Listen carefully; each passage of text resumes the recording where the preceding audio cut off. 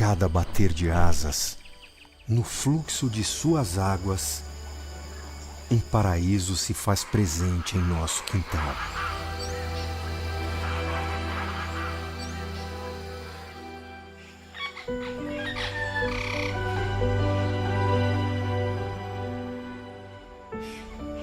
Esse é o nosso Pantanal. Essa beleza natural sofre uma das maiores queimadas dos últimos anos.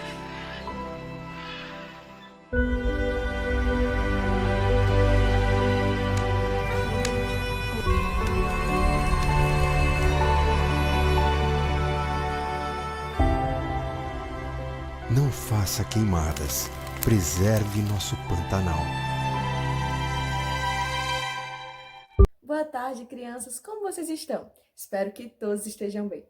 Hoje vamos dar continuidade ao nosso capítulo e vamos falar sobre os répteis. Abram o livro de vocês na página 219.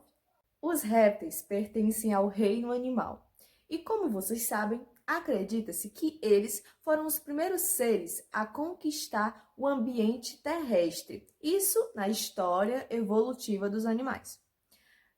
De início, nós vamos estudar a anatomia desses seres. Alguns exemplos de répteis são jacarés, lagartos, cobras, tartarugas, entre outros, tá? Aqui nós vamos estudar um pouco sobre a anatomia deles. O corpo dos répteis é formado por cabeça, pescoço, tronco e cauda, basicamente o corpo completo, assim como o seu intestino, tá? Eles possuem dois pares de membros locomotores, ou seja, as patas frontais e as patas traseiras. Ambas vão possuir garras nas mãos, justamente para auxiliar no processo de locomoção, com exceção de alguns, como obviamente as cobras, tá? Eles podem ser animais rastejantes ou nadadores, porque eles têm, a grande maioria, tem a habilidade de sobreviver tanto dentro da água como fora dela, ok? Então, eles têm essa habilidade. Por exemplo, como as tartarugas marinhas, que sobrevivem basicamente dentro da água, mas que também podem vir para o ambiente terrestre quando necessário.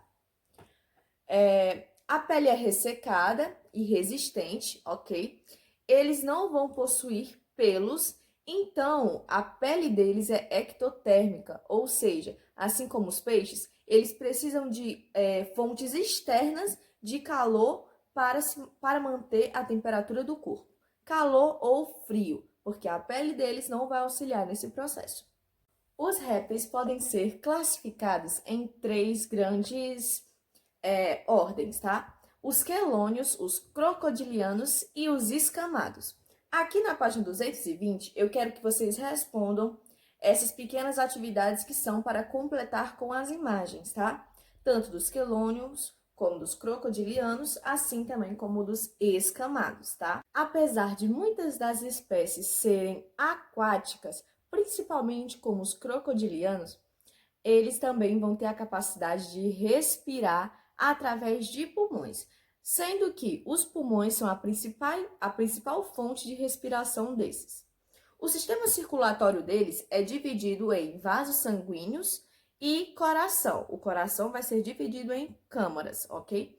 Aqui na página 224 vai estar explicando um pouco sobre esse sistema circulatório.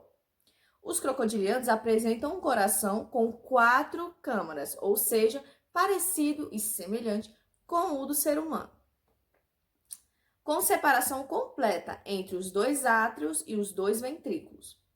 Nos demais répteis, o coração é dividido em 3 câmaras, 2 átrios e 1 ventrículo, o qual não é totalmente dividido em 2 partes. Mesmo assim, não há mistura entre o sangue rico em gás oxigênio e o sangue rico em gás carbônico.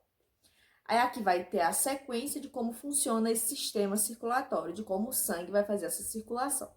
O sangue pobre em gás e oxigênio segue do corpo para o átrio direito, aqui no 1, que é representado por essa corzinha azul, depois segue para o ventrículo direito. O sangue vai para os pulmões, onde ocorrem as trocas gasosas. O sangue rico em gás e oxigênio deixa os pulmões e vai para o átrio esquerdo, aqui no númerozinho 4. Vocês estão vendo que o sangue já está fazendo a circulação de um átrio para outro. Em seguida, entra no ventrículo esquerdo. 5. O sangue rico em gás e oxigênio sai do coração por duas artérias e é distribuído a todas as partes do corpo. Pronto, o sistema nervoso é composto pelo cérebro, cerebelo e nervos. O centro nervoso é o cérebro, tá? Semelhante também ao dos seres humanos. Em algumas espécies de serpente, há órgãos sensoriais, chamados fossetas, responsáveis pela percepção de fontes de calor. Ou seja, algumas cobras não conseguem ver normalmente, então elas vão ter esses detectores de calor. Assim, elas vão conseguir saber que tem alguma aproximação, tá? O processo de excreção também é feito pelos rins, tá? Que vai filtrar o sangue bombeado pelo coração. Apesar de que os répteis, eles vão ter uma capacidade muito grande de armazenar água, principalmente aqueles que vivem em ambientes desertos, tá? Como algumas cobras e lagartos. Eles vão ter essa capacidade de armazenar água e de expulsar o sal e deixando exclusivamente a água. Mecanismos especiais dos répteis, tá? Essas glândulas vão ajudar justamente nesse processo da retirada de sal do corpo. Quanto à reprodução, os répteis vão possuir sexos separados. A fêmea vai possuir um par de ovários e o macho vai possuir um par de testículos, assim também como o órgão reprodutor, que vai fazer a fecundação interna. Isso foi uma das coisas que justamente facilitou para que os répteis fossem os primeiros animais vertebrados a conquistarem o ambiente terrestre, tá? Justamente porque eles têm uma dependência menor e bem diminuída do ambiente aquático, diferente dos répteis, né? Ou dos anfíbios, tá? Então, assim, os ovos, eles são postos em ambientes terrestres e eles vão possuir uma casca muito densa, o que vai atribuir mais proteção a esse ovo, tá certo? E assim, tanto os ovos dos répteis vão possuir pequenos poros, que é para realizar uma troca gasosa. Lembrando que esses podem ser ovíparos, ou seja, que eles depositam os ovos no ambiente terrestre para que eles lá se fecundem e cheguem ao ponto de nascerem os filhotes.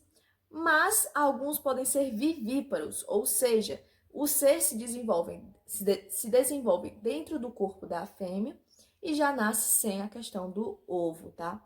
E eles podem ser ovivíparos, que são os ovos que ficam dentro do interior da fêmea até o momento da fecundação. Então, ela vai pôr esse ovo justamente quando ele já for nascer. Ele não vai passar por um processo de fecundação na terra, nem nada disso, como os ovíparos, tá? Pronto, basicamente foi isso dos répteis, tá, pessoal? Então, vocês já podem enviar aqui para a página 226 e 227. Façam essa atividade e qualquer dúvida vocês podem vir falar comigo. Obrigada pela atenção.